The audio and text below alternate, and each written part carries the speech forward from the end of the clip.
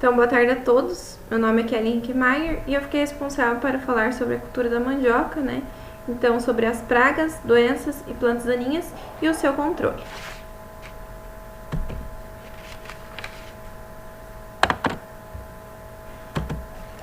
Então, a cultura da mandioca, né, é a terceira fonte de carboidrato, né, do mundo, depois do arroz e do milho, sendo uma dos principais alimentos básicos dos países em desenvolvimento, sendo o nome científico, então, da cultura Manihot esculenta, também conhecida como macaxeira, aipim e castelinha, né, em diferentes regiões do Brasil. É uma planta caracterizada tuberosa, da família Euformidácea, e foi domesticada na América do Sul. Então eu vou iniciar falando sobre as pragas, né, da cultura da mandioca. Então, uma das principais, a mais importante, né, da cultura é o lagarto mandarová. Ela tem uma ampla distribuição geográfica e uma alta capacidade de consumo foliar da cultura, especialmente nos últimos instares larvais. Então, durante os primeiros meses de desenvolvimento da cultura, pode reduzir muito o rendimento e até a morte da cultura. Então, ela vai causar um severo desfolhamento, né, acabando com toda a parte foliar e fotossíntese da cultura, né, reduzindo muito o rendimento e ocasionando a morte de plantas jovens. E o controle, então, do mandarová é a eliminação de plantas invasoras, né, da mesma família, hospedeiras, e como método cultural, a rotação de culturas e também o controle biológico, né, seletivo à base de bacilos thuringienses. Tem se mostrado muito eficaz no controle da lagarta. E também o vírus, baculovírus erinis, sendo o vírus que vai atacar a lagarta. Outra praga também muito importante é a mosca branca, né? Ela vai causar muitos danos pela sucção da seiva da cultura, vai causar enrolamento das folhas novas, o amarelamento e também a queda foliar. Ali na foto mostra então o inseto, né? Então mesmo na fase adulta eles são muito pequenos, né? Tem milímetros e eles se encontram na área inferior da folha e ele despeja, mostrado na imagem acima, despeja uma substância melosa, né, de açúcar sobre a folha, que vai permitir, né, o nascimento do fungo preto, que prejudica a fotossíntese. E essa substância, então, vai causar o sabor da mandioca ficar amargo, né, propagando também viroses, e vai deixar as raízes com alto teor de água, né, vai causar o sabor amargo, né. E o controle, então, da mosca branca, né, primeiramente utilizar, né, cultivares tolerantes, realizar também a rotação de culturas, o uso também de armadilhas da cor amarela, né, para não ocorrer a incidência da praga, e também o tratamento de sementes, né, inseticidas carbamatos sistêmicos ou granulados, né, no suco do plantio, e também a pulverização com fosforatos sistêmicos. Outra praga muito importante para a cultura é o percevejo de renda. Ele vai iniciar o ataque pelas folhas baixas, indo até o ápice na planta quando em casos mais severos, né, como mostrado na figura acima. Então, quanto maior o número e tamanho, eles vão causar manchas amarelas e posteriormente nos tons marrons avermelhados. Então, na face inferior das plantas, os pontos pretos, como mostrado na imagem, eles são os excrementos desse inseto. Então, eles vivem em colônias, né, como percebe-se na imagem, e eles se localizam sempre na face inferior da folha, de baixo e do meio, e quando em casos ataques mais agressivos, eles podem ocupar as folhas apicais. Então, o controle do percevejo de renda é utilizar também cultivares tolerantes. Não se sabe muitos métodos efetivos para o controle, né? Mas em muitas pesquisas utilizam Hyalioides vitreus, que é aquele inseto acima, e também a utilização de fungos, né, a Bialvera baciana, na primeira imagem, que ela vai causar uma cobertura, né, do inseto, né, e também o Metarrhizium acinoplyne, quase a mesma função do fungo anterior. E agora eu vou começar a falar sobre as doenças, né, que ocorrem na cultura da mandioca.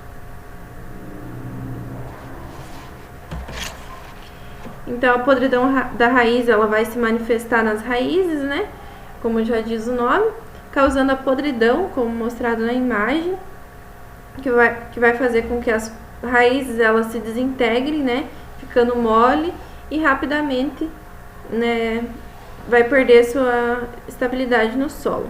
Então as plantas murcham, caem as folhas e posteriormente a planta morre, né? Então é causado pela Phytophthora drexleri e também as plantas infectadas apresentam nanismo.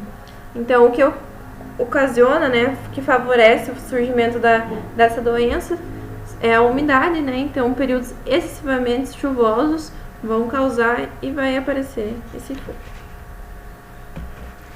Então, o controle é utilizar variedades resistentes e realizar o cultivo em solos bem drenados. E caso não dispõe de solo bem drenado, né, fazer o plantio em camalhões, aquelas leiras, de aproximadamente 30 cm de altura. Então, elas devem ser plantadas na posição vertical. E também, muitos estudos, eles fazem rotação com gramíneas e também, assim que tiver infestação na área, eliminar da planta as áreas as plantas doentes.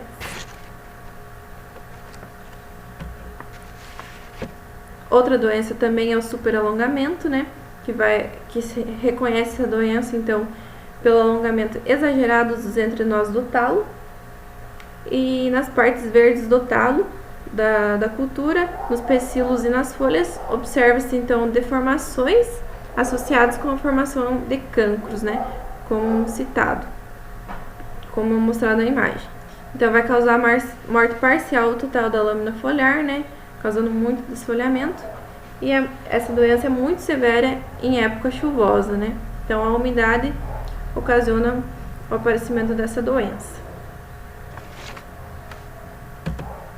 Então o controle é a eliminação de todas as plantas infectadas, a pulverização alternada também. Eu vi alguns estudos que com fungicida à base de cobre, né, oxicloreto de cobre, e também a base de mesomil, benlate.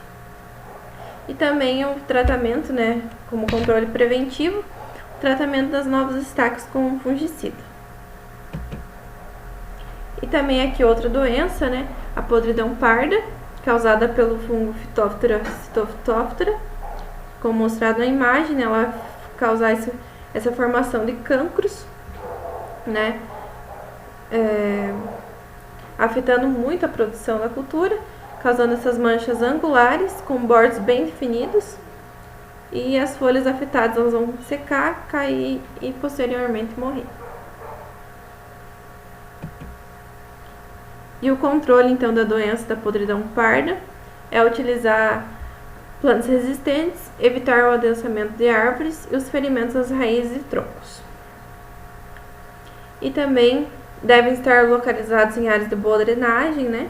E sempre utilizar mudas de boa qualidade e isentas do patógeno, né? Para não ocasionar o aparecimento de novas plantas infectadas. E também sempre manter uma adubação equilibrada, evitar a irrigação de base, né, na base do tronco, e executar o plantio no alto, né, com as leiras, como comentado.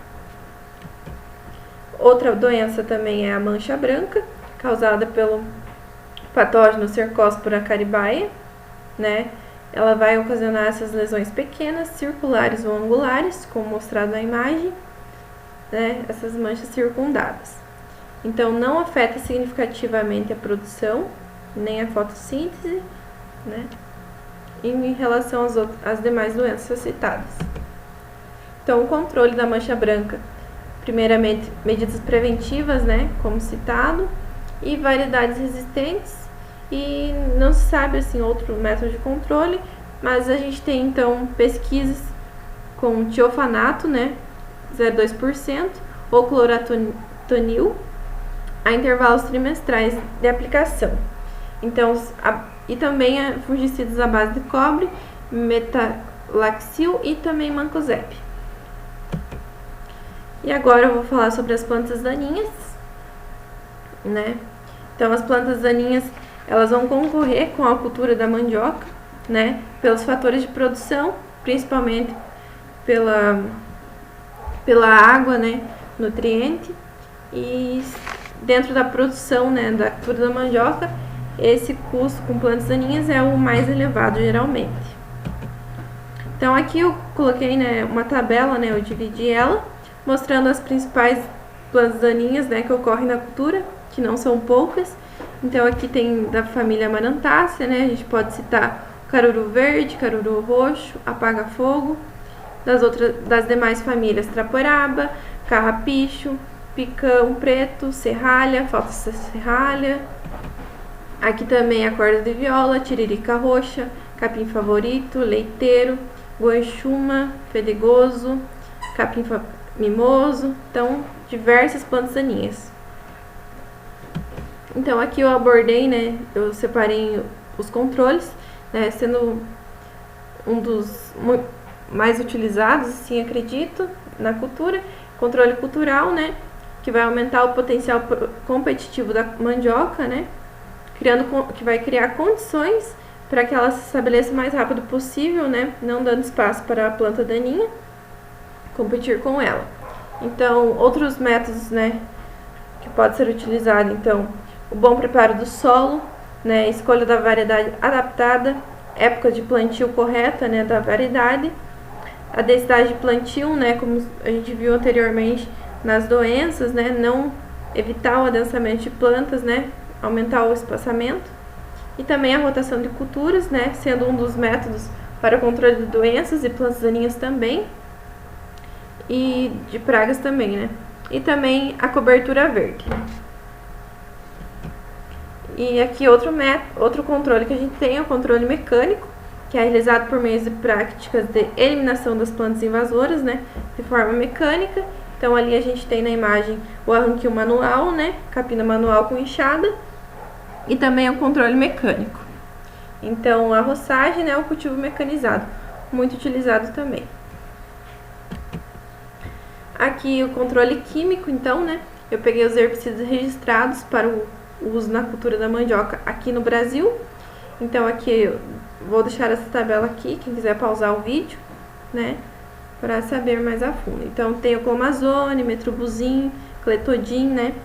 Os mais conhecidos. E aqui a gente tem também o controle integrado, né? Que ele vai juntar então o controle mecânico, cultural, químico, preventivo, né? Ele vai juntar todos esses métodos, né? Reduzir, eliminar também, né, as deficiências de cada um deles, que cada método tem seu pró e contra, né? Então vai obter um resultado mais eficiente, né? Reduzindo os custos e menor efeito sobre o meio ambiente, né? Que é muito importante, né? E também o uso de herbicidas na linha de plantio, combinado com cultivador animal ou tratorizados nas entrelinhas da mandioca. Então, utilizando o controle químico aqui juntamente com o mecânico, né, tem proporcionado mais baixo custo no controle de plantas daninhas, né, em comparação com outros métodos mecânicos, né, individualmente. Então, é muito eficaz. Então, eu acredito que seria isso, né, sobre a cultura, né. Muito obrigada.